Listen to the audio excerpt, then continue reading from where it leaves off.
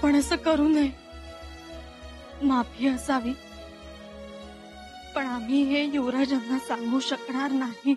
सांगावं लागेल सुनबाई. आमची हिंमत होणार नाही. आपलं हे स्वराज्य हिमतीवरच तर उभं आहे. आबासाहेब, ऐकावं आमचं. अहो, युवराजांना मोठा धक्का बसेल. ते नाही सहन करू शकणार. त्यांच्या आशा आकांक्षेचा कडेलोट होईल. तुमच्या पतीच्या आशा आकांक्षांचा विचार करत बसणार आहात का छत्रपतींच्या विनंतीचा अवमान करणार आहात? कुलमुख्त्यार येसूबाई,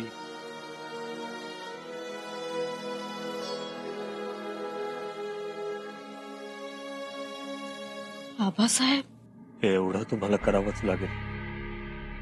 हा निर्णय मोठ्या शिताफीनं युवराजांना सांगावा लागेल. त्यांच्या मनाची तयारी होण्यासाठी ही मदत करावी लागेल. म्हणजे हा निर्णय ते ऐकतील, पचवतील. आबासाहेब, आम्ही कोणत्या तोंडानं सांगावं, कसं सांगावं?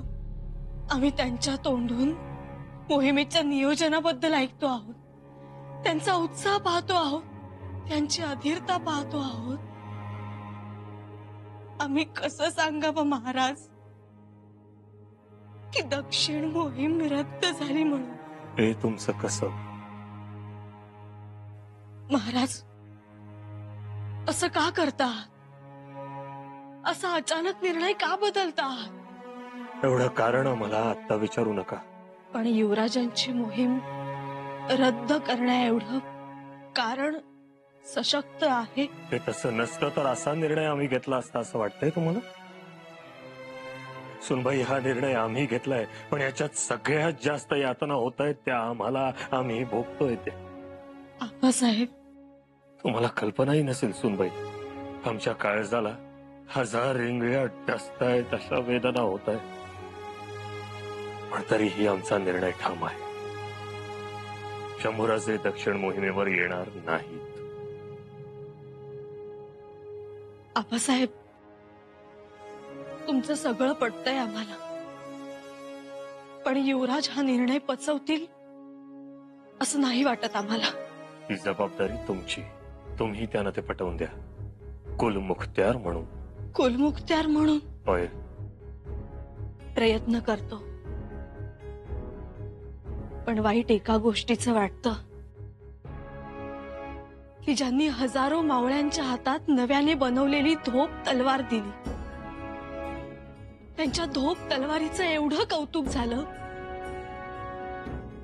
आता त्यांच्याच हातून तलवार काढून घेण्याची जबाबदारी आमच्यावर आली आहे. आबासाहेब, ती जबाबदारी पार पाडण्याचं बळ आम्हाला मिळावं, यासाठी आपला आशीर्वाद हवाय.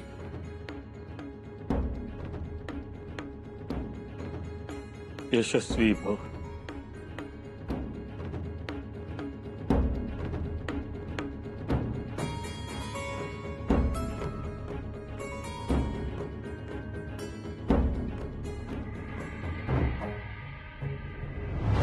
आमचं मन गड उतरून केव्हाच कर्नाटकाच्या दिशेनं धावू लागलंय.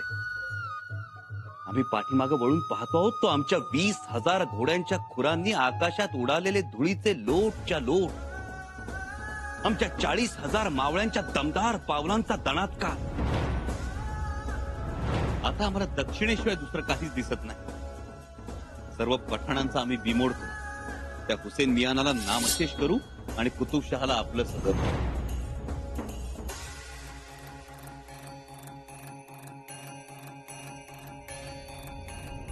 आमच्या समोर जो गनीम आला त्याच्या समोर आम्ही घट्ट पाय रोवून उभे राहिलो.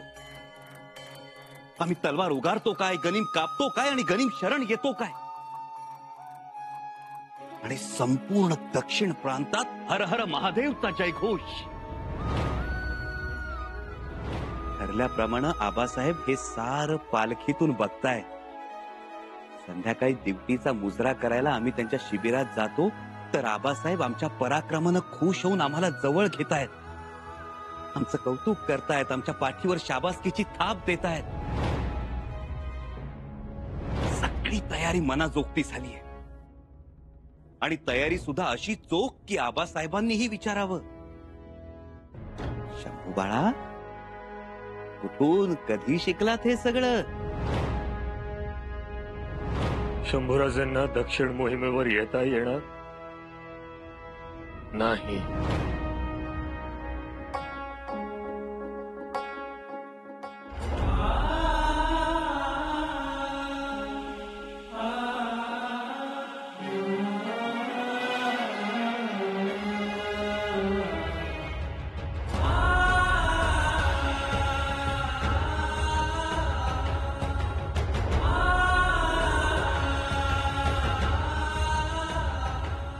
महाराज, सर्जेराव जे दे आलेत, बाहेर थांबलेत. सर्जेराव आले, बोलवा त्यांना. जी.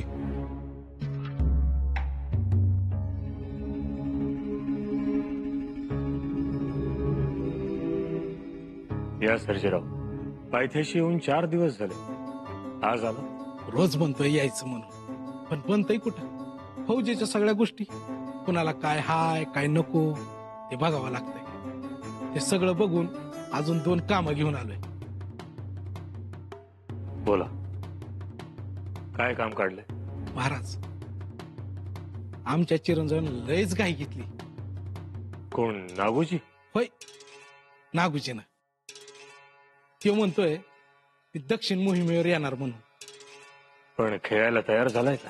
होय, तसा तयारच म्हणायचा. आता माशाच्या पिल्लाला पोहायला आणि मावळ्याच्या पोराला तलवार खेळायला शिकवावं लागतं का महाराज? आणि तसा मी पण बघत आलोय, चांगला खेळतोय, म्हणून म्हणतोय घ्यावं सुट्टीला. ह्याची बी इच्छा आहे. बर.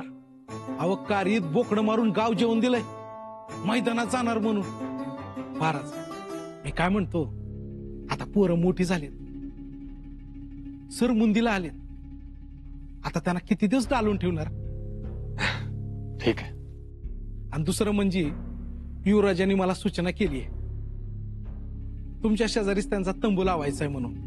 तेच मी विचारायला आलो होतो, म्हणजे सुरक्षेच्या दृष्टीनं. आता त्याची गरज नाही. मग ते कुठं राहणार?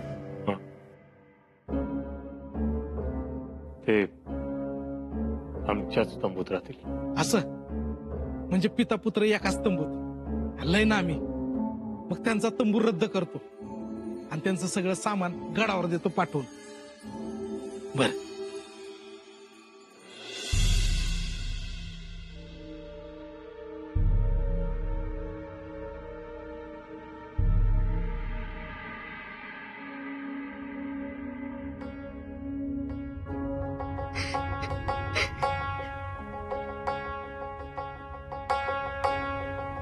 वहिनीचा काय हो, काय झालं?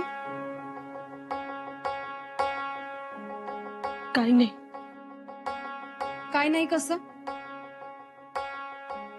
तुम्ही एक सांगताय आणि तुमचे डोळे वेगळंच सांगताय. काही ताळमेळच लागत नाही. बाई, अहो, डोळ्यात पाणी का आहे तुमच्या? काय झालं? युवराजांना दक्षिण मोहिमेवर घेऊन जाणार नाहीत. ही कसली थट्टा म्हणायची? नाही, आपलं नातं आहे थट्टा मस्करीचं, पण म्हणून काहीही. अहो, आम्ही खरंच सांगतो, युवराजांची दक्षिण मोहीम रद्द झालीय.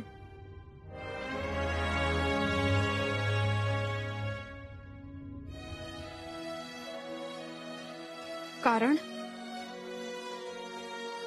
कारण आम्हास ठाऊक नाही. ठाऊक नाही? तुम्हाला कोणी सांगितले? बरं, चला आपण आबासाहेबांना विचारूया. चला उठा बरं. त्यांनीच सांगितलंय आम्हाला, आणि हे सगळं युवराजांना सांगण्याची जबाबदारी आमच्यावर सोपवली. म्हणजे दादासाहेबांना यातलं काहीच माहित नाही? असा कसा निर्णय बदलला? काही दिवसांपूर्वी ज्यांना दक्षिण मोहिमेचं नेतृत्व दिलं त्यांनाच आता जाऊ नका असं सांगतात. बघा ना, हे असं बरं दिसतं का? काय गुद चाललंय नंदन भाऊजायांचं. आणि युवराजने रडताय. राणूअक्का, काय झालं? तुम्ही मोहिमेवर जाणार म्हणून रडू आलाय वहिनीसांना. राणूअक्का, आम्ही मोहिमेवर निघालो म्हणून रडणाऱ्यातली आमची बायको नक्कीच नाही, एवढं तरी आम्हाला ठाऊक आहे. अहो खरंच. आणि तुम्हाला काय माहित बायकांच्या मनातलं? आम्हाला नसेल कळत बायकांच्या मनातलं, पण आमच्या बायकोच्या मनातलं मात्र कळत. बरं, मग तुम्हीच विचारा. काहीतरी झालंय खास,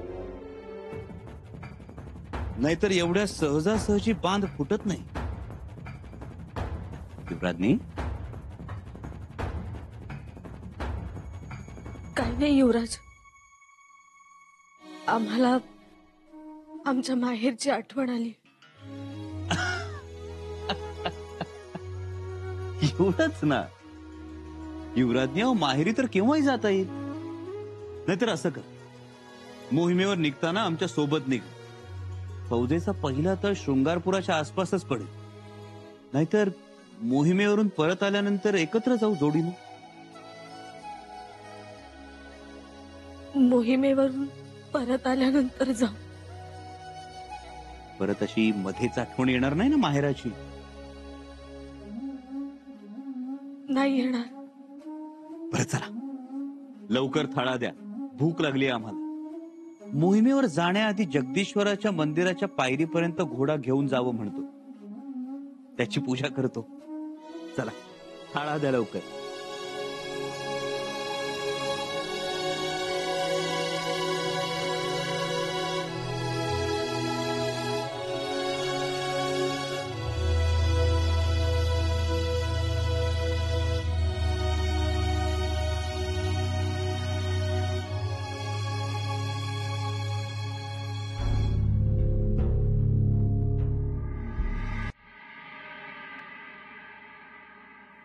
या राणूबाई, तुम्ही येणार हे अगोदरच माहिती होतं आम्हाला. बोला.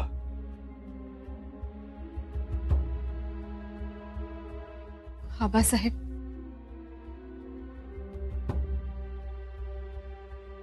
काय बोलावे काहीच सुचत नाही. तरीही तुम्ही काय बोलायला आला आहात याचाही अंदाज आहेच आम्हाला.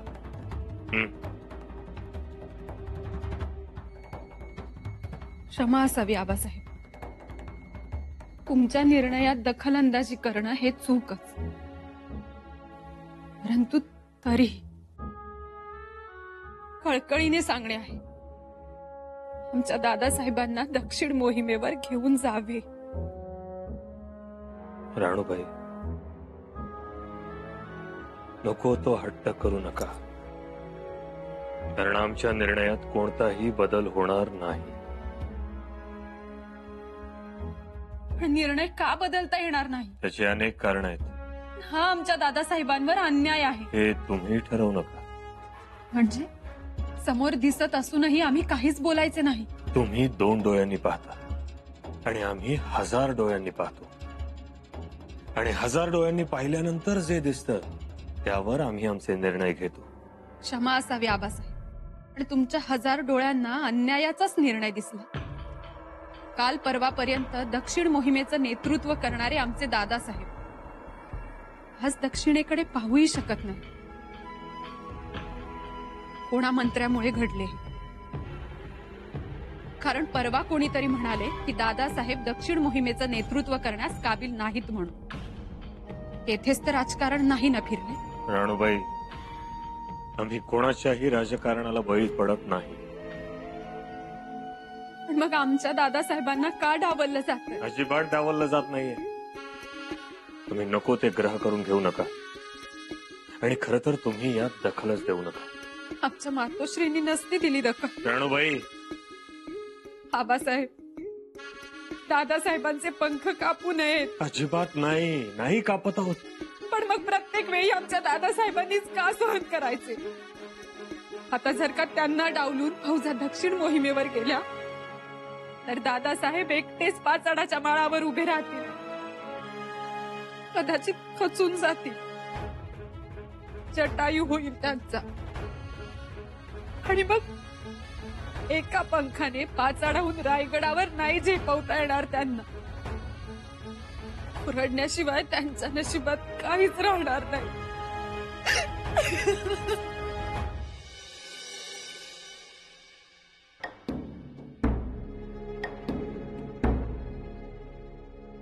राणू,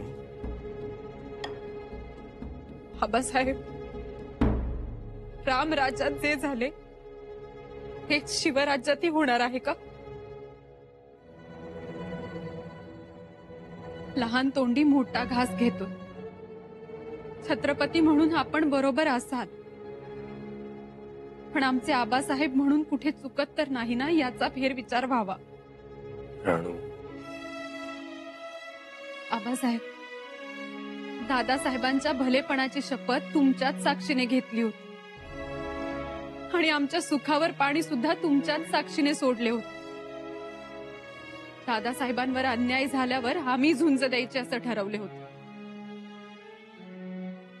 पण ती झुंज तुमच्याशीच घ्यावी लागेल असे नव्हते वाटले. आबासाहेब, असे नव्हते वाटले. तुला रडू येतंय का ग? आम्हाला तर खूप रडावं असं वाटतंय. युवराजांना कसं सांगायचं काही कळतच नाही आम्हाला.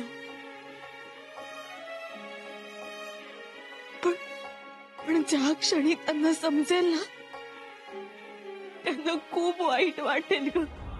खूप त्रास होईल त्यांना. हे आम्हालाही ठाऊक आहे. पण तरीही युवराजांना सांगायचं. नियतीनं हे असतं कसलं काम दिलंय आम्हाला.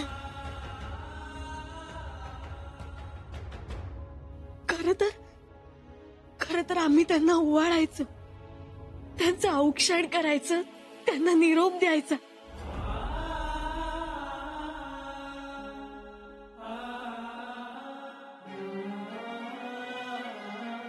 पण निरोप राहिला बाजूला की त्यांना सांगायचं की तुम्ही थांबा, जाऊ नका.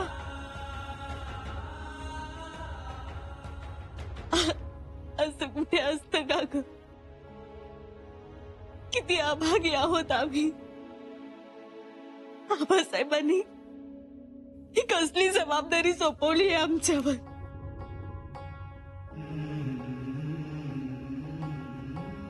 आजच युवराज आम्हाला म्हणाले, आम्ही आग्र्याला निघताना जसा सज्जात उभा राहून निरोप दिला होता तसा निरोप द्यावा. शंभूराजे, येतो आम्ही.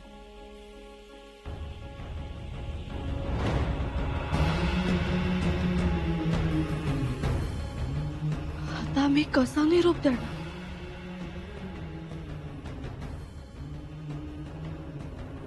आबासाहेब म्हणाले, वेलीवरचं फूल तोडताना देठाला अपाय होणार नाही अशा बेतानं सांगावं. पण आम्ही कसं सांगावं ग युवराजांना? जायचं नाही म्हटलं तर किती नाराज होती, किती वाईट वाटेल त्यांना. आणि सगळीकडे बदनामी होईल ती वेगळीच. आबासाहेबांसोबत मोहिमेला जायला मिळणार म्हणून किती हरकून गेले होते. आता काय करावं आम्ही? कसं सांगावं युवराजांना?